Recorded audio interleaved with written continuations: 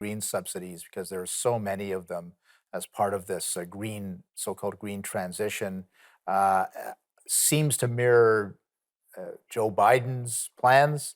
Is this the only way we can support or have an economy working to have all these subsidies? Or give us more of what you feel about this. Well, I think, first of all, it's not entirely necessary to completely copy Joe Biden's plans. In fact, what Joe Biden has done, or the Americans have done, is they've rejected pricing for carbon. Mm. So instead, what they're doing is they're going through the route of subsidizing carbon. And of course, United States has a reserve currency at this point. We have to remember its deficits are out of whack. I mean, its debt has been rising very quickly. As much as I mentioned, Canada has a high gross debt as a share of GDP at 112% now. The U.S. is even above that now. It's at the highest level it's been for many years, going back to the Second World War. And there may be a point where people are going to start wondering about the U.S. and its capability of dealing with all its splurging of revenue around, including for the green transition. But getting back to the point, also Biden has put on a lot of particular requirements, as far as companies getting the subsidies. So to give you an example, they have to have unionized labor, or they have to have certain wages that are paid, and often, sometimes when you get money from the government, it comes with a curse. And the curse is things that companies are not able to do because government wants to have other policies that are being pursued besides just simply trying to get more of something built instead. And of course that kind of undermines the value of the subsidy. And so you're actually better off not to put a lot of conditions on it if you want to keep your cost of the subsidy down as well. And unfortunately, the Canadian government has followed that strategy. They've added some conditions on in order to get the subsidy, including unionization and paying a prevailing wage, which nobody understands yet what that means. Mm. But it also means that companies are going to say, well, there's going to be a certain cost that we're going to incur in order to build the facilities in Canada.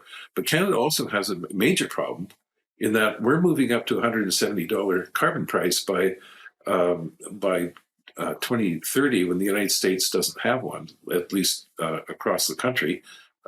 California and a few states have some cap and trade systems, but that's it. And as a result, even if we mimic the subsidies in the United States, we have a serious issue with the carbon price, because that is a significant competitive disadvantage relative to the United States. And so it may not be attractive. So let me give you an example of the mining industry. We have done a lot of work on mining taxation throughout the world.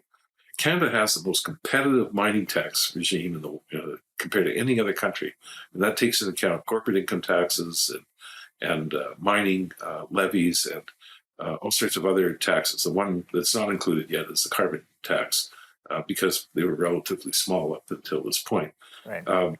But in the case if you're building a mining company in Canada, you're actually already getting huge subsidies. And in fact, the new critical mineral subsidy for, let's say, something like copper or lithium, et cetera, it is so generous that actually the mining companies are going to have a negative effective tax rate on their capital.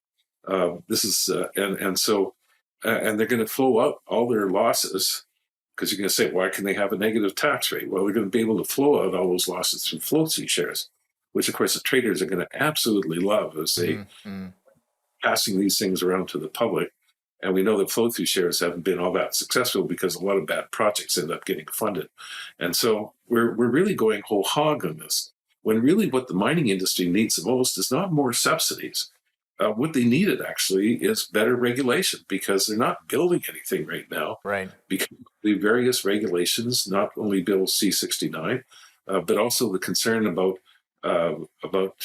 working with Indigenous people, which I think they want to do, and that's not an issue. But they are concerned. For example, British Columbia has adopted the United Nations Declaration, with respect to Indigenous people's consent over resource projects, and that has put a real pale on investments in British Columbia. Right, right. No, there's a lot going on there. I'm glad you explained it for our viewers because it's not just about the green energy subsidies per se.